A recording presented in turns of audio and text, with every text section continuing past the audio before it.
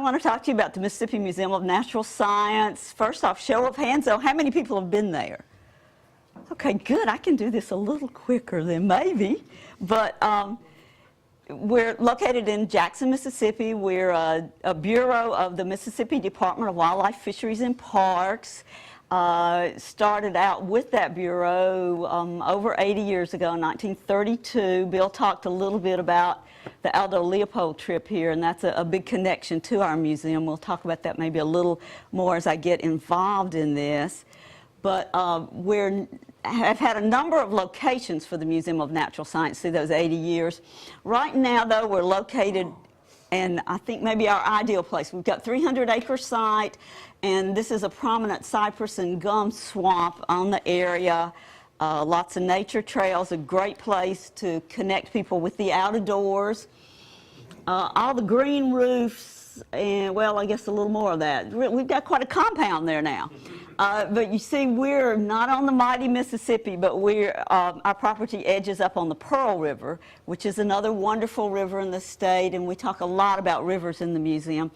You can't quite tell possibly, but we're one of the highest sites in Jackson, and we go down to the river, which of course is one of the lowest sites. So lots of great topography on those cliffs behind the museum, and those are known as the LaFleur's Bluffs, and this is LaFleur's Bluff State Park.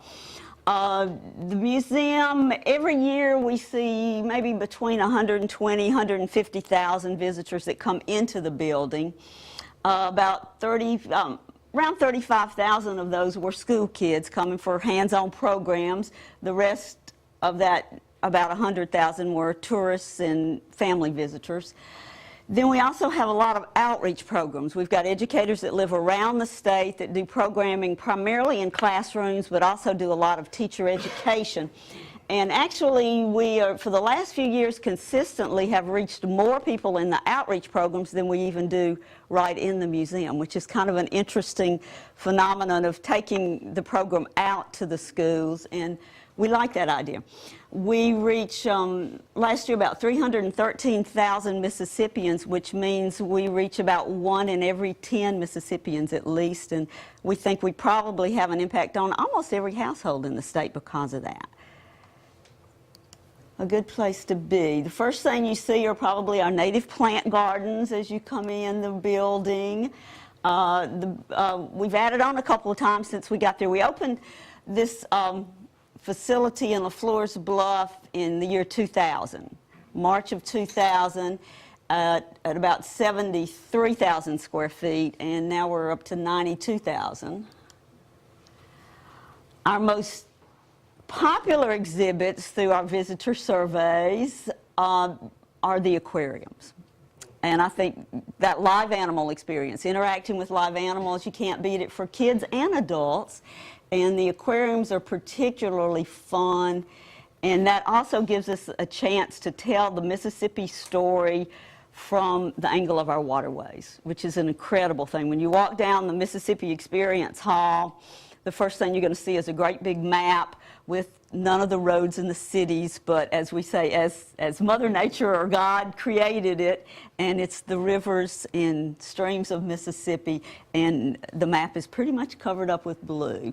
So we show a great variety of Mississippi aquatic animals, and the aquariums, not big according to many of the large national aquarium standards, but we've got big enough aquariums that you kind of get that feel of being in the water with them, and particularly young children, I think, get that feeling.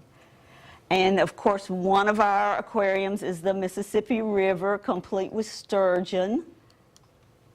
And the terrarium is a super fun place to be, and a lot of kids call that the alligator room. And that is where some alligators live. And but we do have non-water-based aquariums. So we've got lots of habitats, corporate sponsors for most of them.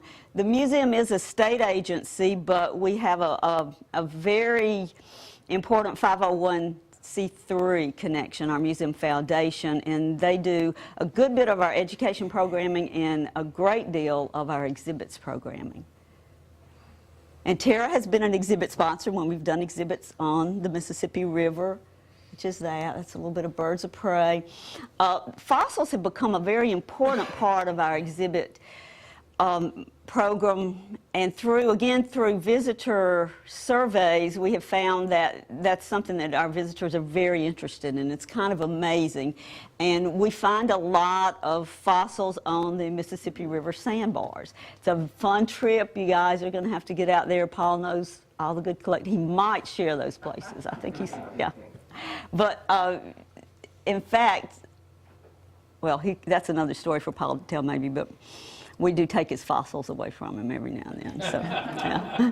So we're redoing that fossil wall, and we'll put a few more. Got some great new dinosaurs. If you're into fossils, I can talk to you a little bit about a couple of very successful dinosaur digs we've had in the state.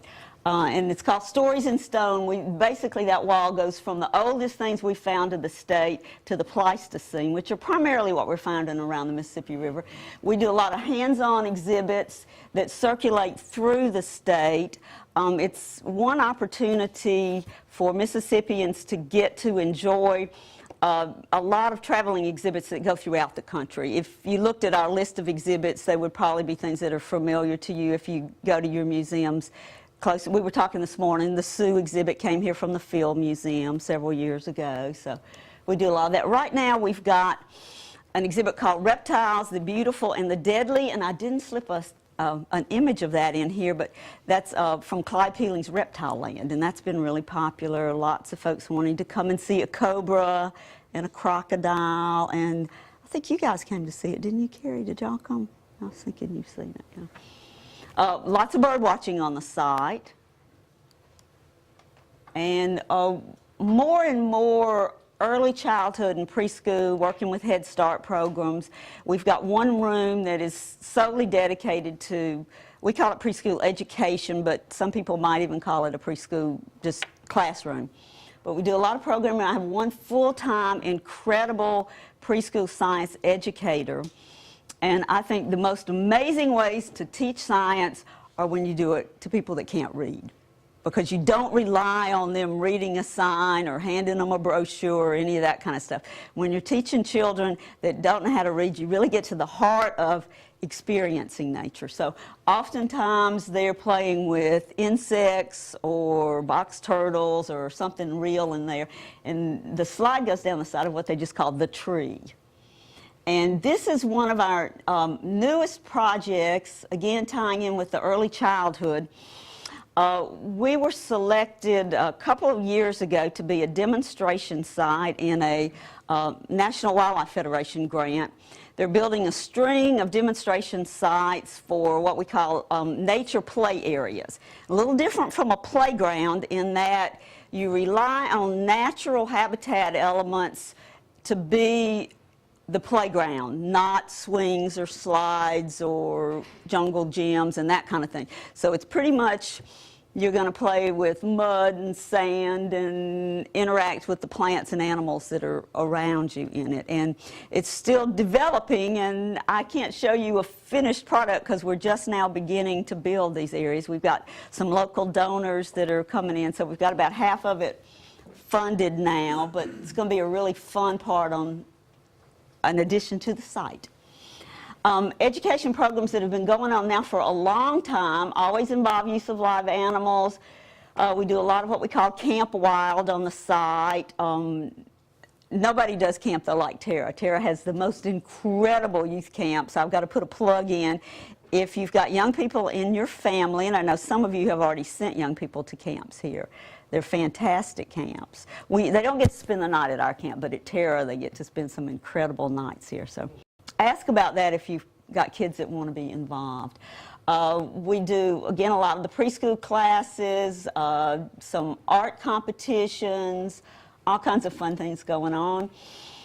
And we work a lot with teachers. Generally, we do intensive workshops for about 1,000 teachers a year. And those education programs started right here at Tara. And Maggie went back and realized it was 1988. We did the first Project Wild workshop for teachers here over a weekend, and Maggie was there. We went to look at bald eagle nests, and they got to enjoy the habitat here and learned how to interact with their kids in a very different way, how to close that textbook and get outdoors a little bit, and on days when you can't get them outdoors, at least bring objects in from the outdoors, but do it in a very experimental, very inquiry-based learning. So it's a really fun project that Maggie helped us kick off here in Mississippi, and been going strong now for 25 years. And we have seen over 20,000 teachers in that project since then. And our new emphasis, again, looking at younger children, we're now doing what we call Growing Up Wild for preschool and Head Start teachers. We still do the other grades too, but this has been added on. And with these kids, we have a real emphasis on nutrition, on what are the good things for your body to eat, and a lot of outdoor play, a lot of outdoor exercise and play. We've got a real obesity problem here in Mississippi. I elected not to put the obesity slide in here, but our numbers, we're the fattest state in the union right now. And our children are obese as well in Mississippi, so that's something that's got to be addressed. We need to get those kids outside playing. It needs to just be a natural part of their day, away from the television. And so Growing Up Wild has started out with a bang. I've gotten lots of interest throughout the state. And first time we've really partnered intensively with the health department, and that's been fun. A really good group of folks in the Mississippi Health Department have been helping us cite these and fund these workshops. Let's see. Okay. Just some statistics. Trying to decide what I was doing here. Okay, statewide, in the museum, we've done over 700 classroom interactive programs, and then almost 1,000 around the state. Again, so you can just kind of see the numbers, over 100,000 kids, and those are generally what we call inquiry-based learning experiences, where they ask questions, discover those answers themselves, instead of just being demonstrated to. So a little bit higher learning going on there. In the Delta, 246 of those classroom presentations were done in Delta schools, and 10,612 students. We had some great partners, and maybe some unusual ones. James, Yazoo Mississippi Delta Levy Board, they've been a partner now for us in education, and they fund a lot of our education programming, have done that for years. Rock River Foundation, Morgan Freeman, he funds workshops to a very large extent, and Entergy has now stepped in, our local energy provider, and they're helping us do programs, particularly in Washington County. So we've got lots of help in that area, and seeing some really good work. We also bring those kids, we have busing scholarships and bring them to Jackson fairly often. But we're not all about education. The museum is based very solidly on science, and we house the state's collections. 1 million plus specimens in a fantastic facility. We're the largest collection of Mississippi biota in the world, and have really kind of, I think, crossed that tipping point now. We're getting lots of use, lots of loans from museums across the world, and that's our hardworking collections manager there. We opened 2 years ago the Mississippi Center for Conservation and Biodiversity. Thad Cochran has been the champion of this center and really did a wonderful job helping us fund it. So we added 20,000 square feet of very high tech. Doesn't look like what you might think of as our old place when you're on the site, but we have genetics labs, we have frozen tissue collections, and we have brand new laboratories that meet all the OSHA requirements. And by building this facility, basically what we have done is centralize the collections from most of the universities in the state, so that we've got a good facility that meets all the technical requirements. They can all come and use materials there. We've got enough lab space for students, or we loan out material if they want to selectively get material back to go to their university. We do that. And attracted the attention, surprisingly, and this builds in with what's going on in the whole Southeast. After Katrina, Tulane University has, and I'll put in a good plug, they're a great partner for us. Tulane has the world's largest fish collection, scientific collection, tremendously valuable collection for a fairly small private university. It's a phenomenal thing. And, but also a tremendous financial burden. After Katrina, they had a lot of financial problems. Heart-rending decisions were made, and they decided then, I guess 3 years ago, to keep their fish collections. Went in, had a lot of discussions with the Smithsonian, what to responsibly do, and we ended up getting the bulk of that collection. So we have everything except for Tulane's fish. LSU got the birds, which we weren't really prepared to take. Smithsonian ended up, I think, getting very little of that.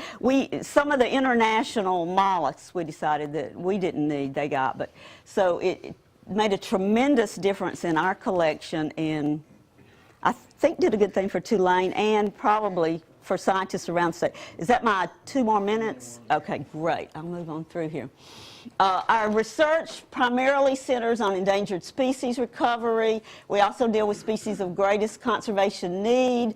The point is always to get things off the endangered species list, get them back to healthy populations, and in many common species to keep those species from declining, which becomes a little bit more of a challenge as we go along. Fannie Cook was our founding director. That's a whole other presentation, but I do want to mention just a little bit the tie-ins. Miss Cook was quite a pioneer and lived in the Canal Zone and moved to Colorado and worked as a scientist for a while. Came back to Mississippi for a short time, saw the deplorable state of wildlife in Mississippi. She was now aware of what was going on in the conservation movement all over the country. Moved to D.C. to work on her master's and worked at the Smithsonian, and became more alarmed about what was happening in Mississippi. So she moved back in 1926.